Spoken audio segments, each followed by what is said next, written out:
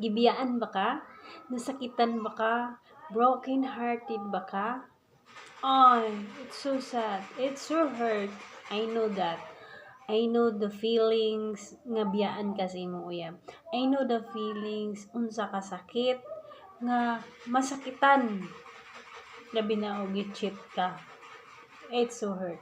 Pero besh, ayaw kaguol. Nagituyo na sa Ginoo kay siya dili siya right time, dili siya right person para sa imo. Nay mga way ang Ginoo para ipalayo ka sa mga taong toxic, sa mga tao nga dili bagay sa imo ha. Kay buutan ra kay ka para sa iyaha nga naon kaniya pasakitan og gi-cheat, di ba? So kana dapat ka mag-thankful kay ngano mo na ang way sa Ginoo nga mapalayo ka sa in a wrong person. So, not day, not tomorrow, but time comes, ihatag na ni Lord sa imo. So, pray. Ayaw kagol, ayaw hilak-hilak. Dapat mag-thankful ka. Kay nga no, dili siya ang para nimo. So, ang imong buhaton is be strong.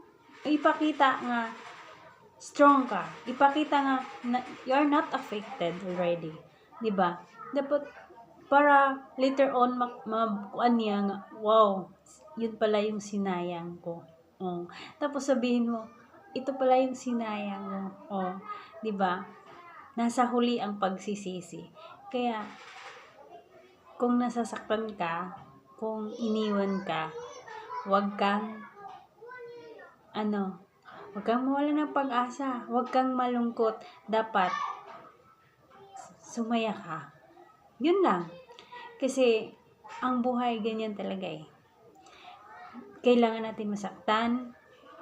Kailangan natin masaktan ng tudo-tudo para i-right tayo sa tamang tao. Kailangan din natin masaktan para magiging tama ang mali. Yun. May mga paraan kasi. May mga paraan kung bakit. May mga rason kung bakit. Bakit nagkaganyan? Bakit nagkaganito? Kaya, stand up and chill and be happy. Huwag kang magmukmuk sa sulok. Huwag kang mag-isip ng ano-ano. Dapat, giging masaya ka.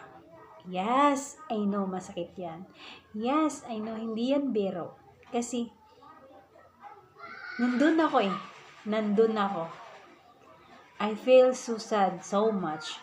Pero, iniisip ko, hindi siya kawalan. Siguro ito yung paraan para makita ko, para makilala ko ang the right person for me. Kasi, hindi kami bagay. So, ito na ang mga sign na hindi pwede habang buhay magtiis.